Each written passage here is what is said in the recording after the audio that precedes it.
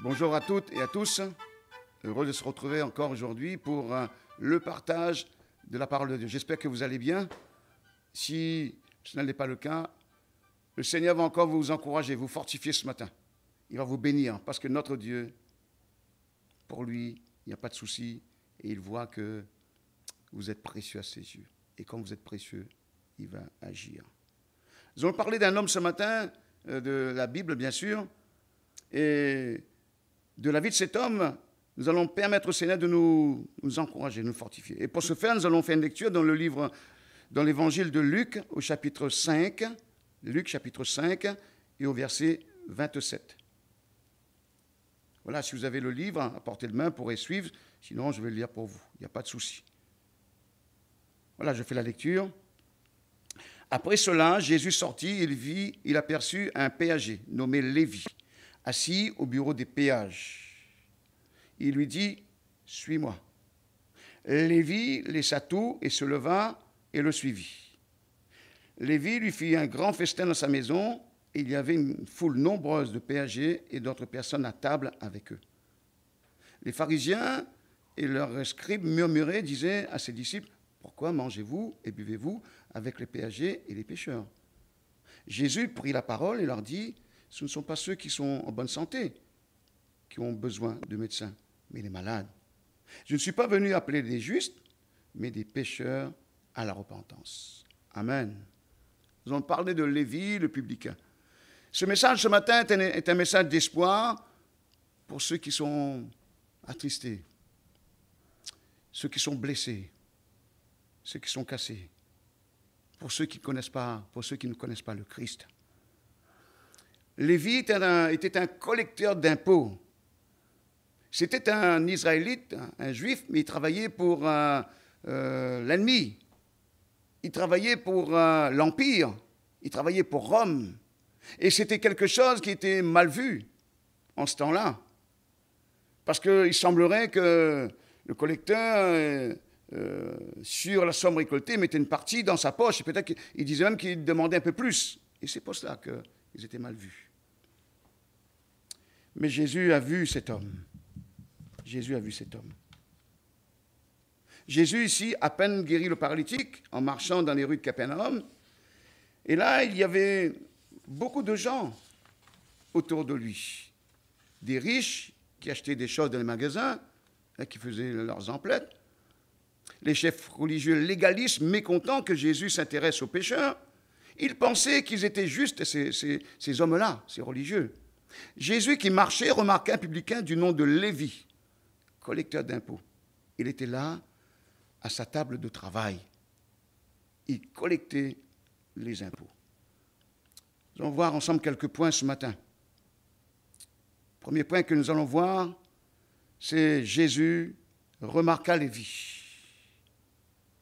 Comme Jésus l'ayant regardé, Lévi, dans son cœur, a vu qu'une personne lui fixait les regards. Jésus, son cœur était rempli de compassion pour cet homme.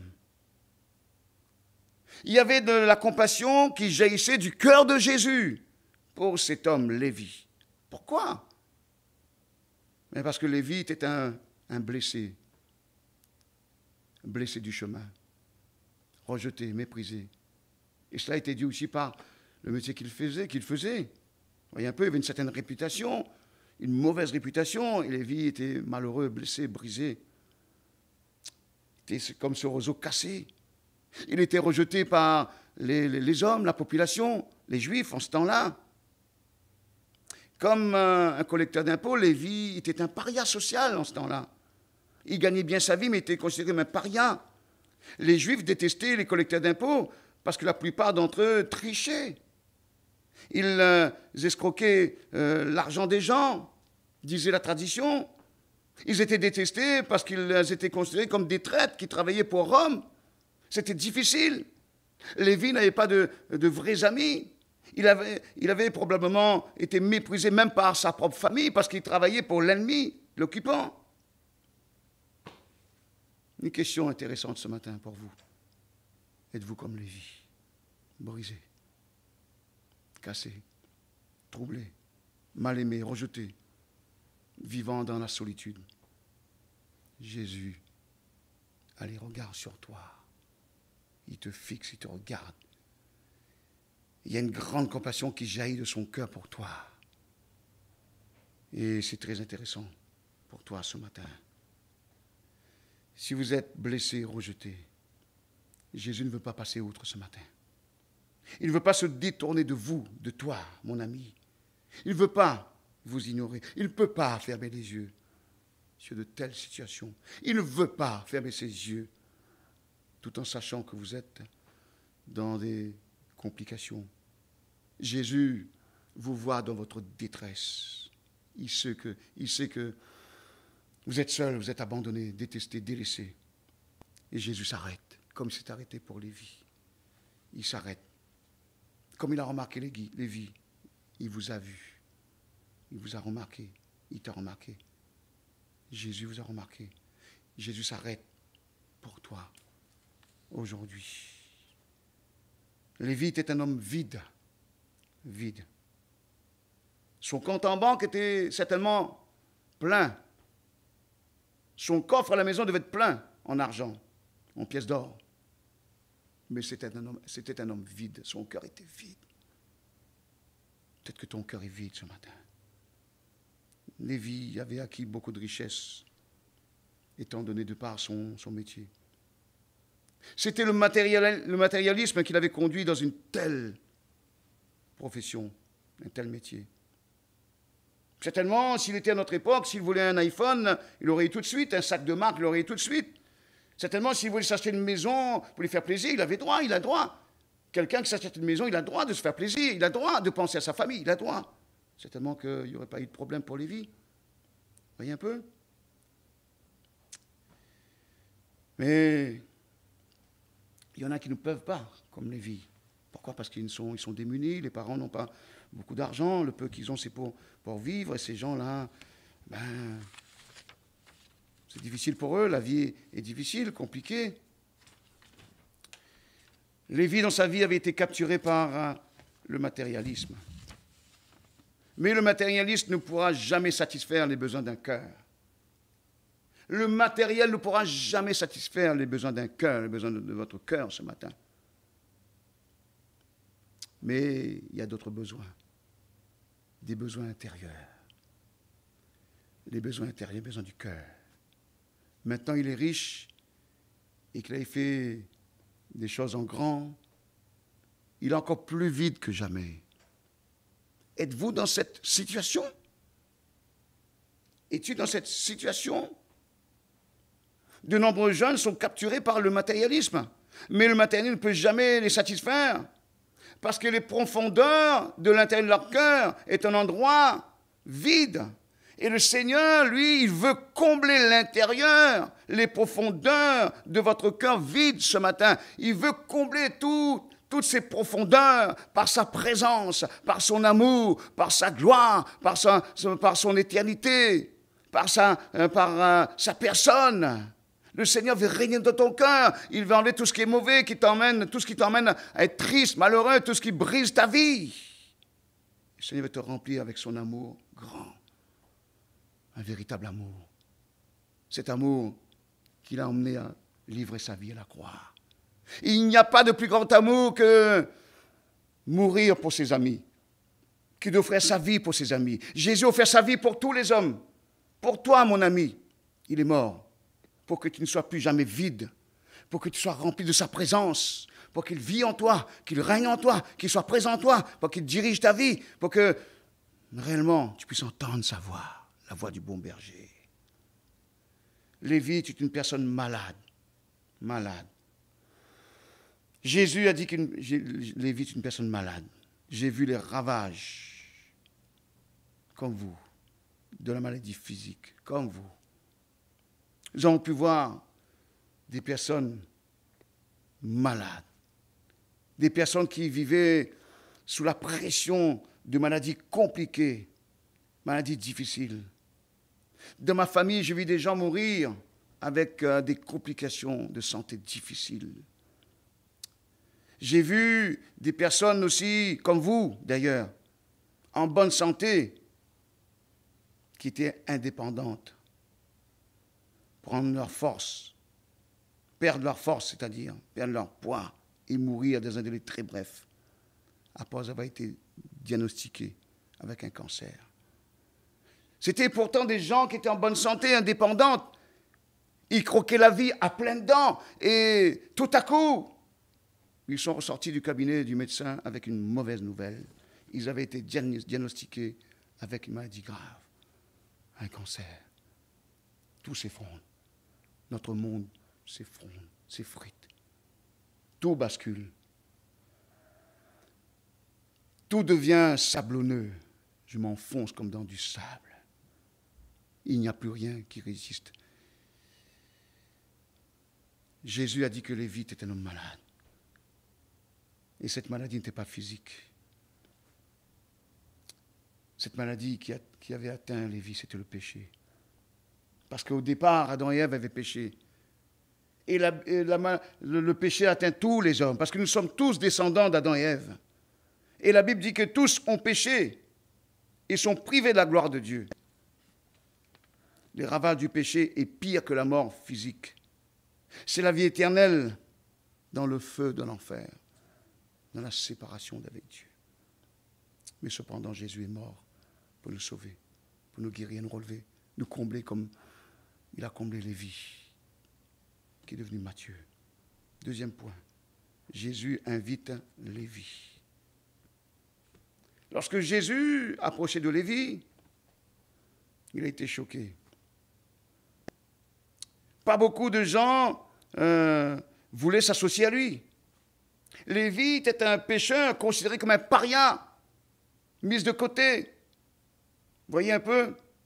On ne le fréquentait pas, Lévi. On lui tournait le dos. Quand on le voyait, on changeait de trottoir. On se moquait de lui, on le pointait du doigt. On le maudissait.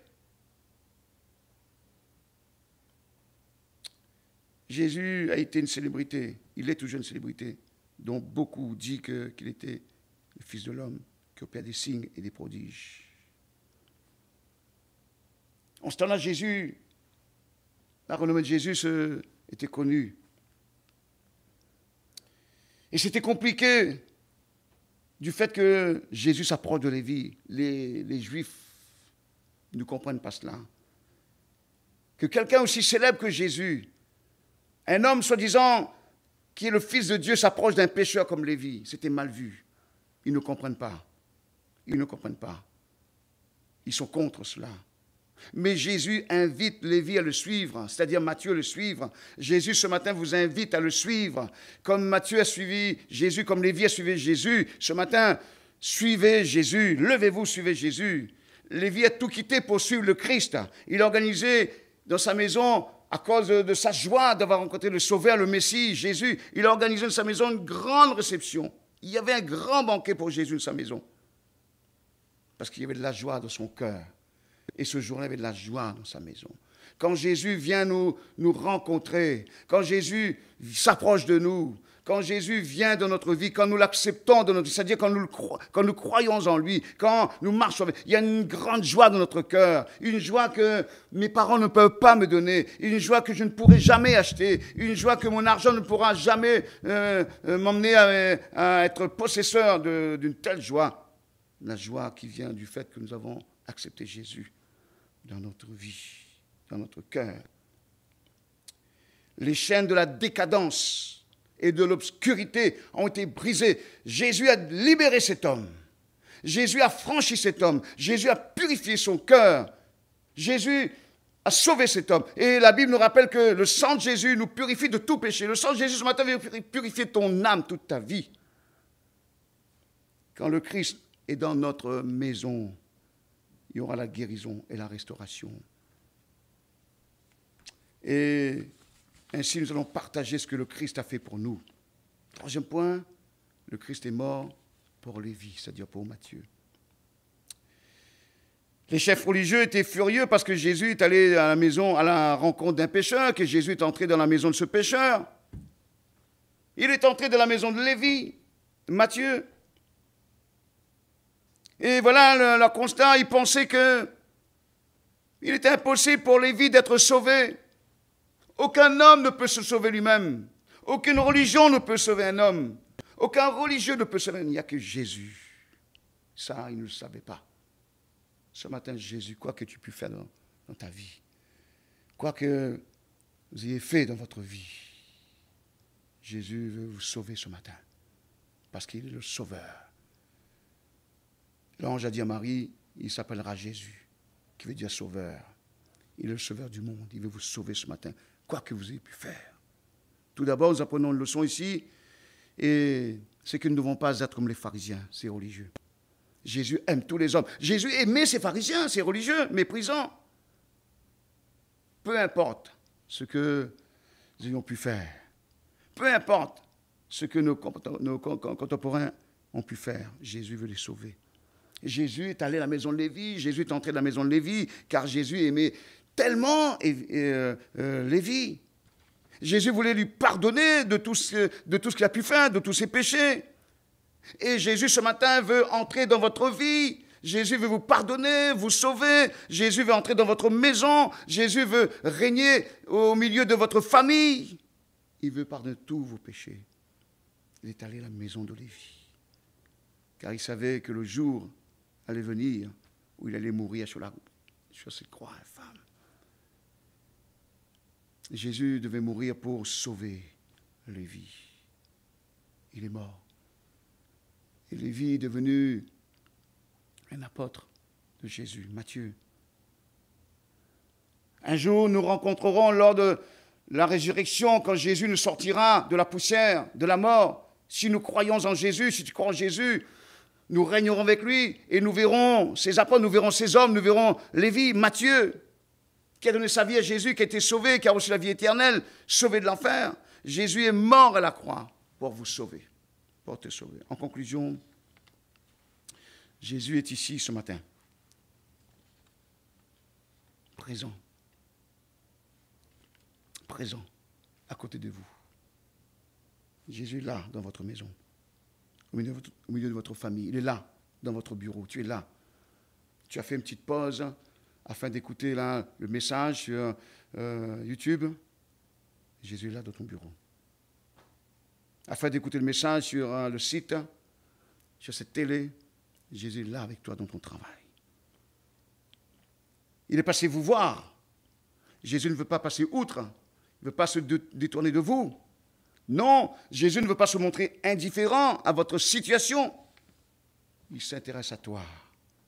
Il veut vous rencontrer, vous connaître, vous aider, vous sauver, vous guérir.